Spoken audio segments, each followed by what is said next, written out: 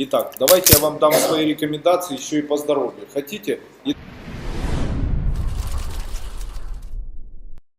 Итак, какие я могу дать рекомендации по здоровью? Какие заболевания чему соответствуют? Итак, у вас часто появляется гипертоническое заболевание сердца. Заболевание сердца. Если появилось такое заболевание, то первое, перестаньте произносить вообще слово «я». А также не говорите «у меня», «для меня», «мое», «я».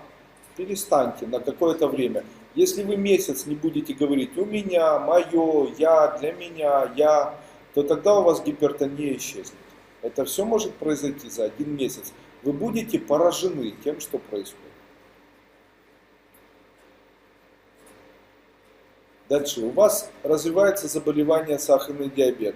Уберите возможность произносить слова обязательно, обязан, нужно. Представляете? Обязательно, обязан, нужно. Не говорите этих слов вообще. Должен, обязательно, нужно, должен. Также старайтесь этих слов не произносить ни себе, ни окружающим людям. Это тоже, важно не говорите слово. Важно, да. Нужно, должен, важно, обязательно. Слово обязательно должно исчезнуть на время из вашего лексикона.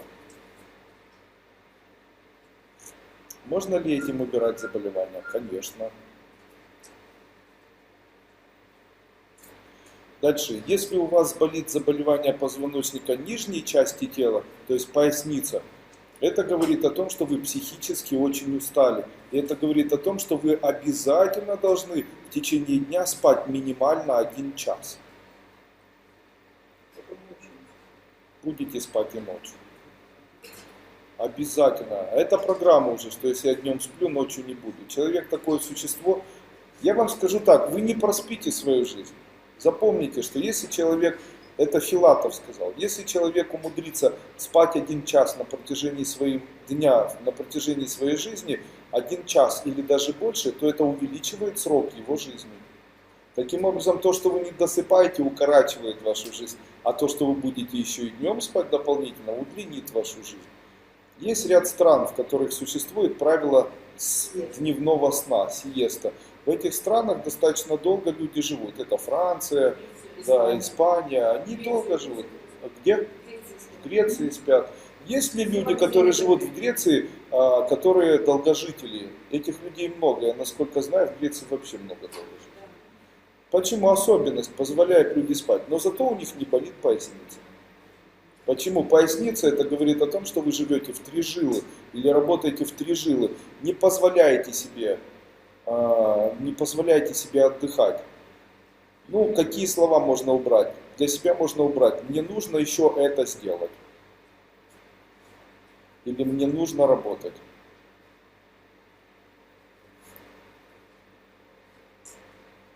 Еще это сделать или еще вот так поработать и так далее. Это нужно у себя убирать. Тогда возможность жить без этого заболевания быстро проявится. Это не в заболеваниях дело. Это не в ваших, это как бы последствия уже. А первопричина в том, что вы стараетесь как можно больше быть полезным. Полезным для себя, полезным для кого-то, полезным для социума. Вот это я должна быть полезной, из-за этого очень сильно болит поясница потом. То есть вы работаете, не покладая рук и ног, как говорится, в 3 жилы. Дальше, когда болит позвоночник, это говорит о том, что кто-то имеет по отношению к вам претензии. Претензии, Это весь позвоночник, от шеи и до поясницы. Если болит позвоночник, то это кто-то выражает к вам претензии, или вы сами к себе выражаете претензию. Много претензий по отношению к себе. Какие надо убрать слова? Я не такой, они не такие. Поняли? Если вы говорите, да, эти люди какашки, все, будет болеть позвоночник. Или знаешь эту Ленку, она психически больная, все, скоро будет болеть у вас позвоночник. То есть, когда вы обсуждаете себя и обсуждаете кого-то, у вас начинаются проблемы с позвоночником. Проблемы позвоночника – это проблемы людей, которые обсуждают других людей. Представляете? Осуждают, обсуждают, как бы не безразличие жизни других людей и себя. На самом деле вы не можете управлять своей жизнью, вы можете ее сделать комфортной. А комфортная жизнь — это когда себя не осуждаешь. А еще очень часто позвоночник болит, если есть у вас спиногрызы. То есть кто-то постоянно вам говорит: что у тебя все время плохое настроение, и ты не такой, и сколько ты можешь уже разговаривать, и не сиди, не стой, не говори. И там, поняли, то есть кто-то постоянно вам говорит что-то, что вам не подходит. То есть кто-то вам грызет ваш позвоночник. Вот на улице человек говорит: что такая толстая, но это его касается, что у него не хватает себя. А вы знаете, он вам скажет толстая, и у вас будет позвоночник болеть потом, и у него будет болеть. Почему болят позвоночники? Этот человек начинает с кем-то обсуждать себя или другого человека. Когда-нибудь обратите внимание, начинает болеть, попробуйте в этот момент никого не обсуждать и себя не обсуждать. И не верить в то, что вам говорят о вас. Не собирайте эти сплетни. Чем больше, вот если бы я собирал сплетни о себе, которые есть в интернете, их там хватает, то тогда у меня начал бы болеть позвоночник.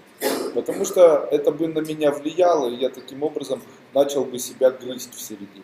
Поняли? Из-за этого и заболевания позвоночника.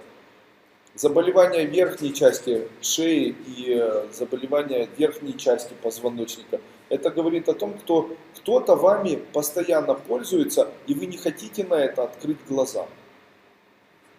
То есть кто-то пользуется и делает это предумышленно.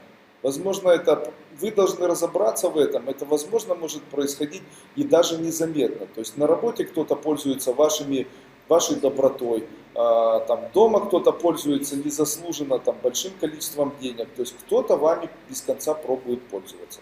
То есть это добровольное эксплуатирование, незаслуженное эксплуатирование человека. Понятно?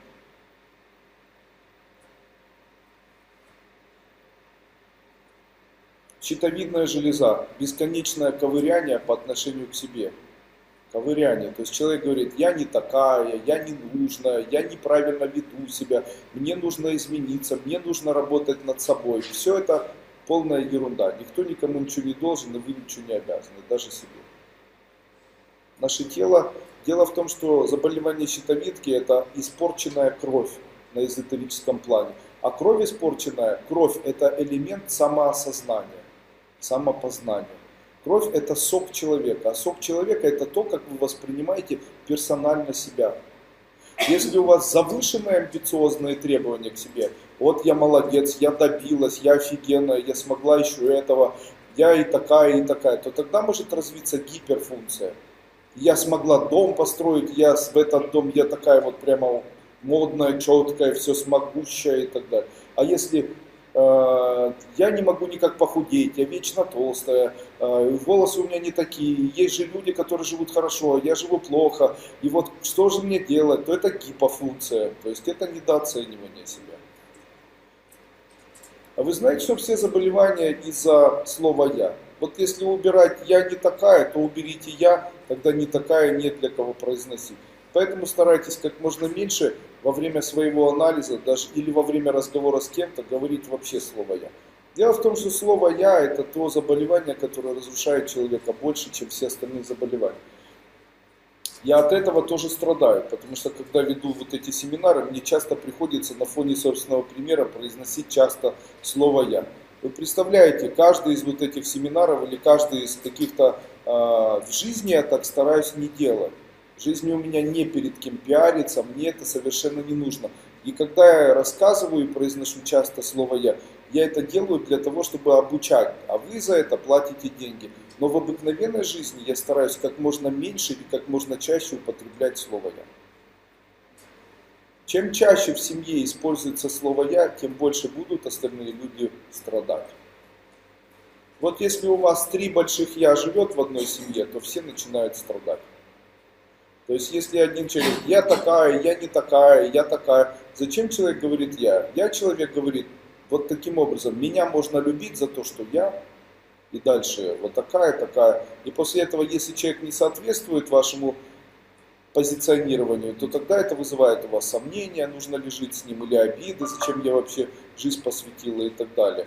Вот. А вы стараетесь вот это «я» пропускать. Почему? В семье есть слово «мы». Я стараюсь, чтобы у нас в семье были слово «мы». Ну как мы себя чувствуем, ну как наши животики, ну как наши детки. Стараюсь, чтобы «мы» присутствовало. Также стараюсь вообще в обыкновенной жизни обывателя не использовать часто слово «я». Только в случае, если мне необходимо кого-то обучать. А я это неохотно делаю, и делаю это только в случае, если мне приходится, ну, если человек заплатил за это определенную сумму.